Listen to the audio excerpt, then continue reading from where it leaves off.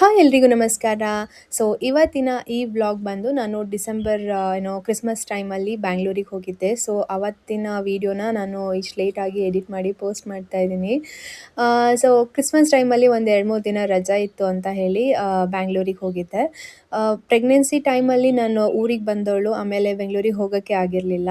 Just ಹಾಗೆ visit ಮಾಡಿ ಬಂದರೆ ಚೆನ್ನಾಗಿರಲ್ಲ ಅಲ್ವಾ? ಎಲ್ಲಾದರೂ ಒಂದು ಪ್ಲೇಸಿಗೆ ಹೋಗಲೇಬೇಕು. ಅದರಲ್ಲೂ ಪಾಪುಗೆ ಇಷ್ಟ ಆಗುವಂಥದ್ದು, ಅವಳು ಎಂಜಾಯ್ ಮಾಡುವಂಥ ಒಂದು ಪ್ಲೇಸಿಗೆ ಕರ್ಕೊಂಡು ಹೋಗಬೇಕು ಅಂತ ಅಕ್ವೇರಿಯಂ ಪ್ಯಾರಡೈಸ್‌ಗೆ ಹೋಗೋಣ ಅಂತ ಡಿಸೈಡ್ ಮಾಡಿಕೊಂಡು ಹೊರಡೋದಕ್ಕೆ ಇಲ್ಲಿ ರೆಡಿ ಆಗ್ತಾ ಇದ್ದೀವಿ.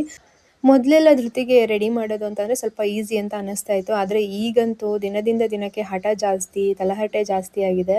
ಸೊ ಏನಾದರೂ ನಾನು ಹಣೆಗಿಡಕ್ಕೆ ಹೋಗ್ತಿದ್ದೀನಿ ಅಂತ ಅಂದರೆ ಆ ಕಡೆ ಈ ಕಡೆ ತಿರುಗಿಬಿಡೋದು, ಅಥವಾ ಕಣ್ಣಿಗೆ ಏನಾದರೂ ಕಾಡಿಗೆ ಇಡಕ್ಕೆ ಹೋಗ್ತಿದ್ದೀನಿ ಅಂತಂದರೆ ಆವಾಗಲೂ ಆ ಕಡೆ ಈ ಕಡೆ ತಿರುಗಿಬಿಡೋದು, ಇಲ್ಲ ಕೈ ಎಳೆದು ಬಿಡೋದು, ಅಥವಾ ಹಾರಕ್ಕೆ ಕುಣಿಯೋಕ್ಕೆ ಶುರು ಮಾಡಿಬಿಡೋದು, ಅಥವಾ ನಾನು ಪೌಡ್ರ್ ಹಚ್ತಾ ಇರಬೇಕಾದ್ರೆ ಆ ಪಫನ್ನು ಇಸ್ಕೊಂಡು ನಾನು ಹಚ್ಕೋತೀನಿ ಅಥವಾ ನಾನು ಹಿಡ್ಕೋತೀನಿ, ಬಾಯಿಗೆ ಹಾಕ್ಕೊಳ್ತೀನಿ ಅನ್ನೋ ಥರ ಮಾಡೋದು.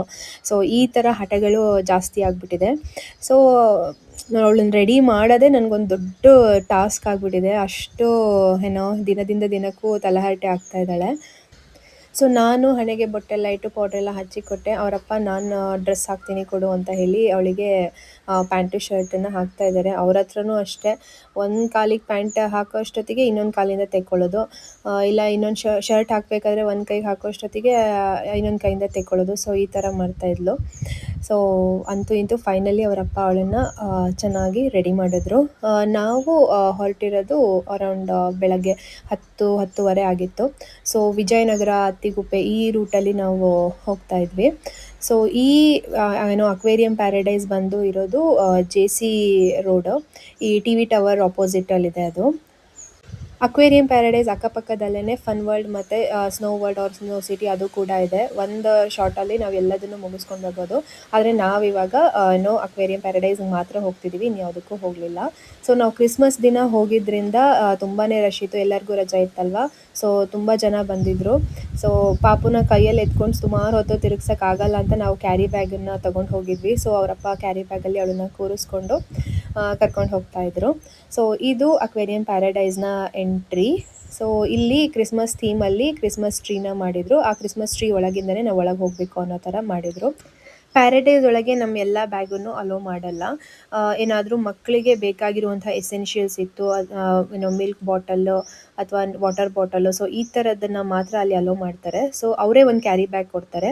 ಆ ಕ್ಯಾರಿ ಬ್ಯಾಗಲ್ಲಿ ನಮಗೆ ಬೇಕಾಗಿರುವಂಥ ಐಟಮ್ಸನ್ನು ಅದರಲ್ಲಿ ಇಟ್ಕೊಂಡು ಇನ್ನು ಉಳಿದಿರುವಂಥ ನಮ್ಮ ಬ್ಯಾಗನ್ನು ಒಂದು ಅಲ್ಲಿ ರೂಮ್ ಇದೆ, ಅಲ್ಲಿ ಸೆಕ್ಯೂರಿಟಿಯವರೆಲ್ಲ ಇರ್ತಾರೆ ಅಥವಾ ಮ್ಯಾನೇಜ್ಮೆಂಟ್ ಅವ್ರು ಇರ್ತಾರೆ, ಅವರು ಅದನ್ನು ಕಲೆಕ್ಟ್ ಮಾಡಿ ಇಟ್ಕೊಂಡಿರ್ತಾರೆ. ಸೊ ಅದಾದಮೇಲೆ ನಾವು ಟಿಕೆಟನ್ನು ತೊಗೊಂಡ್ವಿ. ಅವತ್ತಿನ ದಿನ 499 ರೂಪಾಯಿ ಇತ್ತು ಪ್ರೈಸು. ಸೊ 2 ವರ್ಷದ ಹಿಂದೆ 299 ರೂಪಾಯಿ ಇತ್ತು. ಈಗ ನೋಡಿ ಆಲ್ರೆಡಿ 499 ರೂಪಾಯಿ ಇದೆ. ಕೊಡೋದು ವರ್ತ್ ಅಂತ ಅನಿಸುತ್ತೆ, ಯಾಕಂದರೆ ತುಂಬಾ ಚೆನ್ನಾಗಿದೆ. ಸೊ ನೋಡಿ ಈಗ ಹೋಗ್ತಾ ಇದ್ದೀವಿ ಒಳಗಡೆ. ತುಂಬ ಚೆನ್ನಾಗಿರುವಂಥ ಮೀನುಗಳಿದೆ, ನೋಡ್ತಾ ಇದ್ದರೆ ತುಂಬಾ ಖುಷಿಯಾಗತ್ತೆ, ಅಷ್ಟು ಚೆನ್ನಾಗಿದೆ. ಇಲ್ಲಿ ಏನು ಅಂತ ಅಂದರೆ ವೀಡಿಯೋಸ್ ಎಲ್ಲ ಕ್ಯಾಪ್ಚರ್ ಮಾಡ್ಕೊಳ್ಬೋದು, ಬಟ್ ಫ್ಲ್ಯಾಶ್ ಲೈಟ್ ಎಲ್ಲ ಆನ್ ಮಾಡೋ ಹಾಗಿಲ್ಲ. ಹಾಗೆ ಜೋರಾಗಿ ಗಲಾಟೆ ಮಾಡೋದು, ಕೂಗೋದು ಆ ಥರ ಎಲ್ಲ ಮಾಡೋ ಹಾಗಿಲ್ಲ. ಸೈಲೆಂಟಾಗಿ ನಾವು ವಾಚ್ ಮಾಡ್ಕೊಂಡು ಬರ್ಬೋದು. ತುಂಬಾ ವೆರೈಟಿ ಆದಂತಹ ಫಿಶ್ಗಳಿಲ್ಲಿತ್ತು. ಮೀನು ಹೆಸರು ಏನು ಅಂತ ಅಂದರೆ ನನಗೆ ನಿಜವಾಗ್ಲೂ ಗೊತ್ತಿಲ್ಲ. ಸೊ ಮೀನು ಅಂದರೆ ಮೀನು ಅನ್ನೋದೊಂದು ಗೊತ್ತು, ಅಷ್ಟೇ ಬಿಟ್ಟರೆ ಅದ್ರದ್ದು ಹೆಸರೇನು, ಅದು ಯಾವ ಟೈಪು, ಅದ್ರದ್ದು ಜಾತಿ ಯಾವುದು, ಅದೆಲ್ಲ ನನಗಂತೂ ಗೊತ್ತಿಲ್ಲ, ಕೇಳಬೇಡಿ ನನಗೆ. ಸೊ ಅದು ಮೂಮೆಂಟ್ ಮಾಡೋದು, ಕೆಲವೊಂದು ಫಿಶ್ಗಳು ಫೈಟ್ ಮಾಡ್ತಾಯಿದ್ವು, ಅಥವಾ ಕೆಲವೊಂದು ಫಿಶ್ಗಳು ಯಾರಾದರೂ ಜನರು ಮಾತಾಡಿಸಿದಾಗ ಅಥವಾ ಯಾರಾದರೂ ಹತ್ತಿರ ಹೋದಾಗ ರಿಯಾಕ್ಟ್ ಮಾಡ್ತಾಯಿದ್ವು. ಅದೆಲ್ಲ ನೋಡೋದಕ್ಕೆ ಚೆನ್ನಾಗಿ ಅನ್ನಿಸ್ತಾ ಇತ್ತು. ನನ್ನ ಪ್ರಕಾರ ಮಕ್ಕಳಿಗೆ ಕರ್ಕೊಂಡು ಹೋಗೋದಕ್ಕೆ one of the best place ಅಂತಲೇ ಹೇಳ್ಬೋದು.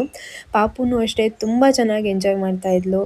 ಕೆಲವು ಮೀನುಗಳು ಓಡಾಡ್ತಾ ಇರಬೇಕಾದ್ರೆ, ಚಿಕ್ಕ ಮೀನುಗಳು ಓಡಾಡ್ತಾ ಇರಬೇಕಾದ್ರೆ ಅವಳಿಗಂತೂ ಒಂಥರ ಎಕ್ಸೈಟ್ಮೆಂಟು, ಎಲ್ಲೋ ಕರ್ಕೊಂಡು ಬಂದಿದ್ದಾರೆ ನನಗೆ, ಏನೋ ಹೊಸ ಪ್ರಪಂಚಕ್ಕೆ ಬಂದಿದ್ದೀರಿ ಅನ್ನೋ ಥರ ಅವಳಿಗೆ ಅನ್ನಿಸ್ತಾ ಇತ್ತು. ಸೊ ಅವರ ಅಪ್ಪ ಆ ಮೀನು ಇದು ಈ ಮೀನು ಅಂತ ಹೇಳಿ ತೋರಿಸ್ಕೊಡ್ತಾಯಿದ್ರು. ಸೊ ಆ ಮೀನುಗಳು ನೋಡಿ ಮೂವ್ ಆಗ್ತಾ ಇರಬೇಕಾದ್ರೆ ಒಂಥರ ಚೆನ್ನಾಗಿ ಅನಿಸುತ್ತೆ ಅಲ್ಲ, ಅದನ್ನೇ ಅವಳು ನೋಡ್ತಾ ಇದ್ಲು. ಕೆಲವೊಂದು ಸಲ ಫುಲ್ ಕ್ಯೂರಿಯಾಸಿಟಿ, ಏನಾಗಿರ್ಬೋದು ಇದು, ಏನು ಮೂವ್ ಆಗ್ತಾ ಇದೆ ಅನ್ನೋ ಥರ ಕ್ಯೂರಿಯಾಸಿಟಿಯಿಂದ ನೋಡ್ತಾ ಇದ್ಲು. ಕಲರ್ ಮೀನುಗಳು ನೋಡಿದಾಗಲಂತೂ ಅವಳಿಗೆ ಫುಲ್ ಎಕ್ಸೈಟ್ಮೆಂಟು.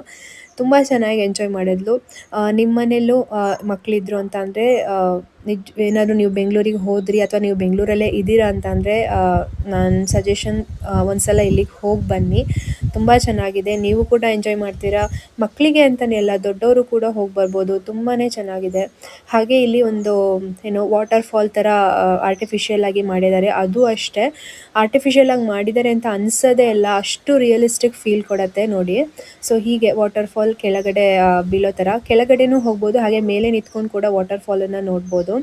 ತುಂಬಾ ಚೆನ್ನಾಗಿ ಮೇಂಟೈನ್ ಮಾಡಿದ್ದಾರೆ. ಹಾಗೆ ಮ್ಯಾನೇಜ್ಮೆಂಟ್ ಅವ್ರೂ ಅಷ್ಟೇ ಎಲ್ಲ ಕಡೆ ನೀಟ್ನೆಸ್ ತುಂಬ ಚೆನ್ನಾಗಿ ಮೇಂಟೈನ್ ಮಾಡಿದ್ದಾರೆ. ನಮಗೆಲ್ಲಾದರೂ ಅಸಿಸ್ಟೆನ್ಸ್ ಬೇಕು ಅಂತ ಅಂದರೆ ಅಲ್ಲಿ ಅಸಿಸ್ಟ್ ಮಾಡೋದಕ್ಕೆ ಕೆಲವರನ್ನು ನಿಲ್ಲಿಸಿರ್ತಾರೆ. ಹಾಗೆಯೇ ಕ್ಲೆನ್ಲಿನೆಸ್ಸು ಅಷ್ಟೇ ತುಂಬ ಚೆನ್ನಾಗಿ ಮೇಂಟೈನ್ ಮಾಡಿದ್ದಾರೆ. ಒಳಗೆ ಎಂಟ್ರಿ ಆಗ್ತಿದ್ದಂಗೆ ಒಂದೊಂದು ಥೀಮ್ ಇಟ್ಕೊಂಡು ಇಲ್ಲಿ ಡಿಸೈನ್ ಮಾಡಿದ್ದಾರೆ. ಒಂದು ಕಡೆ ರಾಕನ್ನು ಇಟ್ಕೊಂಡು ಫಿಶ್ಗಳನ್ನು ಸ್ಟೋರ್ ಮಾಡಿದ್ದಾರೆ. ಇನ್ನೊಂದು ಕಡೆ ಮರ್ಮೇಡ್ಸನ್ನು ಡಿಸೈನ್ ಮಾಡಿದ್ದಾರೆ. ಇನ್ನೊಂದು ಕಡೆ ಸ್ನೇಕ್ಸನ್ನು ಇಟ್ಕೊಂಡು ಡಿಸೈನ್ ಮಾಡಿದ್ದಾರೆ. ಹಾಗೆ ದೊಡ್ಡ ದೊಡ್ಡ ಮರಗಳನ್ನು ಡಿಸೈನ್ ಮಾಡಿ ಅಲ್ಲಿ ಫಿಶ್ಗಳನ್ನು ಬಿಡೋದು ಆ ರೀತಿಯಾಗಿ ಮಾಡಿದ್ದಾರೆ. ತುಂಬಾ ಚೆನ್ನಾಗಿದೆ. ಇನ್ನೊಂದೇನು ಅಂತ ಅಂದರೆ ಈ ವಾಟರ್ ಫಾಲ್ ಹತ್ರ ಹೋದಾಗ ಅಲ್ಲಿ ಫೋಟೋಗ್ರಾಫರ್ಸ್ ಇರ್ತಾರೆ. ಸೊ ಫ್ಯಾಮಿಲಿ ಜೊತೆ ನಾವು ಫೋಟೋ ತೆಗೆಸ್ಕೊಳ್ಬೇಕು ಅಂತ ಅಂದರೆ ತೆಗೆಸ್ಕೊಳ್ಬೋದು. ಹಾಗೆ ಅಲ್ಲಿ ಒಂದು ಬೋಟನ್ನು ಇಟ್ಟಿದ್ದಾರೆ. ಆ ಬೋಟಲ್ಲಿ ನಾವು ಕೂತ್ಕೊಂಡು ಸಿಂಗಲ್ ಆಗಾದರೂ ಅಥವಾ ಫ್ಯಾಮಿಲಿ ಜೊತೆ ಆದ್ರೂ ನಾವು ಕೂತ್ಕೊಂಡು ಫೋಟೋ ತೆಗೆಸ್ಕೊಳ್ಬೋದು. ನೋಡಿ ಪಾಪು ಎಷ್ಟು ಕ್ಯೂರಿಯಾಸಿಟಿಯಿಂದ ಅದನ್ನು ನೋಡ್ತಾ ಇದ್ದಾಳೆ.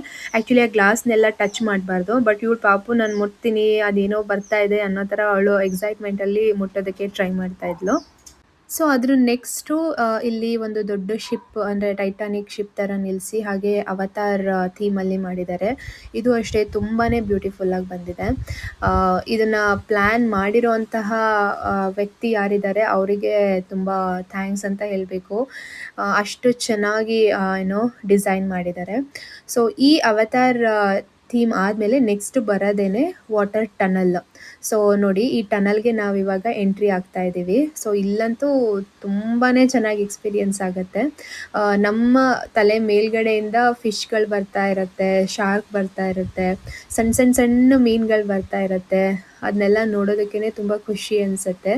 ಅದರಲ್ಲೂ ಬ್ಲೂಯಿಶ್ ವರ್ಲ್ಡಿಗೆ ನಾವು ಎಂಟ್ರಿ ಆಗ್ತಿದ್ದೀವಿ ಅನ್ನೋ ಥರ ಫೀಲ್ ಆಗ್ತಾ ಇರುತ್ತೆ. ಸೊ ನಿಜವಾಗ್ಲೂ ತುಂಬ ಚೆನ್ನಾಗಿದೆ. ನಾವು ಹೇಗೆ ಮಗುನ ಕರ್ಕೊಂಡು ಹೋಗಿದ್ವು ಹಾಗೆ ಸುಮಾರು ಜನ ಪೇರೆಂಟ್ಸ್ ಮಕ್ಕಳನ್ನ ಕರ್ಕೊಂಡು ಬಂದಿದ್ದರು. ಅದರಲ್ಲೂ 2 ತಿಂಗಳು 3 ತಿಂಗಳು ಮಗುನೆಲ್ಲ ಕರ್ಕೊಂಡು ಬಂದಿದ್ದರು. ಸೊ ಎಲ್ಲ ಮಕ್ಕಳು ಅಷ್ಟೇ ನಮ್ಮ ಧೃತಿ ಹೇಗೆ ಎಂಜಾಯ್ ಮಾಡಿದ್ಲೋ ಆ ಮಕ್ಕಳು ಕೂಡ ತುಂಬ ಚೆನ್ನಾಗಿ ಎಂಜಾಯ್ ಮಾಡ್ತಾಯಿದ್ರು. ಸ್ಪೆಷಲಿ ಆ ಟನಲಲ್ಲಿ ಹೋದ ತಕ್ಷಣ ಫುಲ್ ಬ್ಲೂಯಿಶ್ ವರ್ಲ್ಡ್ ಥರ ಕಾಣುತ್ತೆ ಅಲ್ವಾ. ಎಲ್ಲ ಮಕ್ಕಳು ತಲೆ ಮೇಲೆ ಎತ್ತಿ ಸುತ್ತಮುತ್ತ ತಿರ್ಗೋದು, ಏನಿದು ಫುಲ್ ಬ್ಲೂ ಅನ್ನೋ ಥರ, ಎಲ್ಲ ಕಡೆ ಮೀನು ಕಾಣಿಸುತ್ತೆ ಅನ್ನೋ ಥರ ಫುಲ್ ಎಕ್ಸೈಟ್ಮೆಂಟಲ್ಲಿ ನೋಡ್ತಾಯಿದ್ರು. ಸೊ ಇನ್ನೊಂದೇನೆಂದರೆ ಈ ಟನಲ್ಲಿಗೆ ನಾವು ಎಂಟ್ರಿ ಕೊಡ್ಬೋದು, ಮತ್ತೆ ವಾಪಸ್ ಬರೋದಕ್ಕಾಗಲ್ಲ. ಅಲ್ಲಿಂದ ಅಲ್ಲಿ ಕೆಫೆಟೇರಿಯಾ ಥರ ಇದೆ, ಆ ಏರಿಯಾಗೆ ಅದು ಲೀಡ್ ಆಗುತ್ತೆ. ಅದಾದಮೇಲೆ ಎಕ್ಸಿಟ್ ಆಗುತ್ತೆ. ಸೊ ಮೊದಲೆಲ್ಲ ನಮಗೆ ಎಂಜಾಯ್ ಮಾಡುವಂಥ ಪ್ಲೇಸ್ ಏನಿದೆ ಅಂತ ಹುಡುಕ್ತಾ ಇದ್ವಿ, ಆದರೆ ಈಗ ಮಗಳು ಎಂಜಾಯ್ ಮಾಡುವಂಥ ಪ್ಲೇಸ್ ಯಾವುದು, ಅವಳಿಗೆ ಖುಷಿಯಾಗುವಂಥ ಜಾಗಗಳು ಯಾವ್ದ್ಯಾವುದು ಅಲ್ಲಿ ಕರ್ಕೊಂಡು ಹೋಗಬೇಕು ಅಂತ ಸರ್ಚ್ ಮಾಡ್ತಾ ಇರ್ತೀವಿ ಅಲ್ವಾ. ಸೊ ಈ ಟನಲ್ ಆದಮೇಲೆ next cafeteria kind of thing ಬರುತ್ತೆ. ಅಲ್ಲಿ ನಾವು ಹೋಗಿ ಕೆಲವು ಚಾಟ್ಸ್ ಸೆಂಟರ್ಗಳೆಲ್ಲ ಇತ್ತು, ಅಲ್ಲಿ ನಮ್ಗೆ ಏನು ಬೇಕೋ ಅದನ್ನೆಲ್ಲ ತಿಂದ್ಕೊಂಡು ಅಲ್ಲಿಂದ ನಾವು ಮನೆಗೆ ಹೊರಟ್ವಿ. ಸೊ ಅದಲ್ಲದೆ ಇಲ್ಲಿ ಪೇಯ್ಡ್ ಫೋಟೋಶೂಟ್ ಸರ್ವಿಸ್ ಇರುತ್ತೆ. ಲೈಕ್ 999 ಸ್ಟಾರ್ಟ್ ಆಗುತ್ತೆ. ಮಕ್ಕಳಿಗೆ ಮರ್ಮೇಡ್ ಥರ ಡ್ರೆಸ್ ಹಾಕಿಸಿ ಫೋಟೋಸ್ ಎಲ್ಲ ತೆಗೆಸ್ತಾರೆ ಅಂತ ಅಂದರೆ ತೆಗೆಸ್ಕೊಳ್ಬೋದು. ಒಟ್ಟಿನಲ್ಲಿ ಈ ಎಕ್ಸ್ಪೀರಿಯನ್ಸ್ ತುಂಬಾ ಚೆನ್ನಾಗಿತ್ತು. ನೀವು ಒಮ್ಮೆ ಟ್ರೈ ಮಾಡಿ. ಬಾಯ್.